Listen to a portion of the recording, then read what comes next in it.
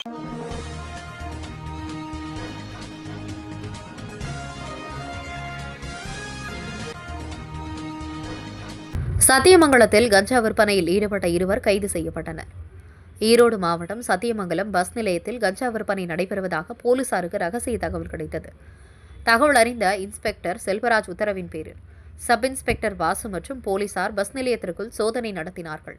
அப்போது பஸ் நிலைய கழிப்பிடம் அருகே சந்தேகத்திற்கிடமான வகையில் நின்றிருந்த இருவரை போலீசார் பிடித்து விசாரித்தனர்.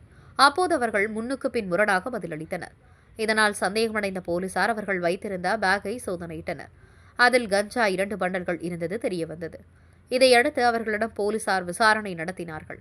விசாரணையில் அவர்கள் கர்நாடக மாநிலம் உன்சூர் பகுதியைச் சேர்ந்த ஜெயராஜ் மகன்கள் ராகுல், அமல் என தெரியவந்தது.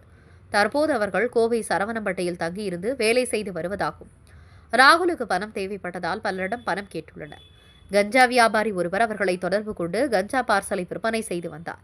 பணம் தருவதாக தெரிவித்தார். இதையடுத்து விற்பனைக்காக கஞ்சா கடத்தி வந்தது தெரியவந்தது. இதையடுத்து அவர்கள் 2 பேரையும் கைது செய்த போலீசார் அவர்களிடமிருந்து 3,50,000 மதிப்பிலான 3 கிலோ 200 கிராம் கஞ்சாவை பறிமுதல் செய்தனர். கைதான 2 பேரிடமும் போலீசார் தீவிர விசாரணை நடத்தி வருகின்றனர். பவானி சாகர் சத்தியமங்கலம் செய்தியாளர் ஆர். சிவகுமார்.